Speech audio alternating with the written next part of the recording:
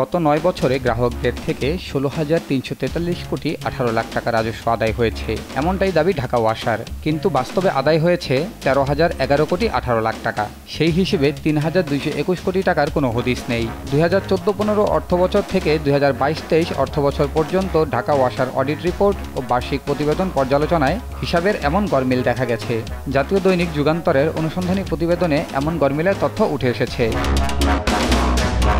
তথ্যানুসন্ধানে জানা যায়, পানির দাম ও গ্রাহক সংখ্যা বৃদ্ধি, বিলিং পদ্ধতি ডিজিটালাইজেশন হওয়ায় রাজস্ব আদায় বেড়ে যাওয়ার কথা। কিন্তু বাস্তব চিত্র একেবারেই উল্টো।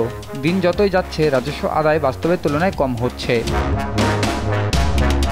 ঢাকা ওয়াসার অডিট রিপোর্টের তথ্য পর্যালোচনা করে দেখা যায়, ৯৮% রাজস্ব আদায় হওয়ার কথা থাকলেও আদায় হচ্ছে মাত্র ৭৮%। রাজস্ব আদায় কম কেন, এ প্রসঙ্গে জানতে চাইলে ঢাকা ওয়াসার সাবেক বোর্ড চেয়ারম্যান প্রকৌশলী ডক্টর গোলাম মোস্তফা যুগান্তরকে জানিয়েছিলেন, ঢাকা ওয়াসা গ্রাহকদের একটি বড় অংশের রাজস্ব আদায় করতে পারছে না, পাশাপাশি সেবা আওতার পুরো অংশের বিলিং করতে পারছে না। তাছাড়া সফলতা দেখাতে গিয়ে তারা বেশি বেশি করে বলছে।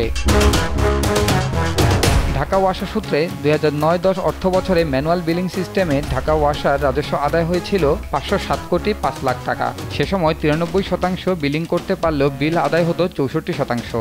২০১৪-১৫ অর্থবছরে বিলিং সিস্টেম ডিজিটালাইজেশন হলে ৯৮% বিল আদায় হচ্ছে বলে দাবি করে ঢাকা ওয়াসা। ঢাকা ওয়াসার বার্ষিক প্রতিবেদন পর্যালোচনায় দেখা যায়, ২০০৯-১০ অর্থবছরের তুলনায় ২০১৪-১৫ অর্থবছরে পানির দাম আবাসিক ও বাণিজ্যিক পর্যায়ে ১.২৮ গুণ বেড়েছে। এছাড়া গ্রাহক পর্যায়ে ১.২২% বেড়েছে।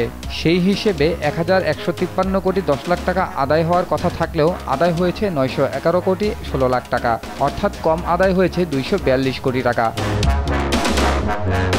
২০২২-২৩ অর্থবছরে ২০০৯-১০ অর্থবছরের তুলনায় আবাসিকে পানির দাম ২.৫১ গুণ, বাণিজ্যিকে ২.০৯ গুণ এবং গ্রাহকে বেড়েছে ১.৩৫ গুণ। এছাড়া অন্যান্য আয় মিলিয়ে এই অর্থবছরে আদায় হওয়ার কথা ছিল ২,৩৬১ কোটি টাকা, অথচ আদায় হয়েছে ২,০৫০ কোটি টাকা, কম আদায় হয়েছে ৩১০ কোটি টাকা।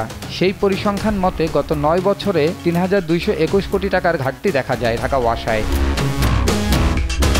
ঘাটতির ব্যাপারে জানতে ঢাকা ওয়াসার ব্যবস্থাপনা পরিচালক প্রকৌশলী তাসকিম এ খানের সঙ্গে যোগাযোগ করা হলেও তা সম্ভব হয়নি। পরে ঢাকা ওয়াসার প্রধান রাজস্ব কর্মকর্তা SM মোস্তফা কামাল মজুমদারের ব্যক্তিগত মোবাইলে একাধিকবার কল করলেও তিনি তা রিসিভ করেননি। খুদে বার্তা পাঠালেও তাতে সাড়া দেননি। নিউজ ডেস্ক, দেশ টিভি।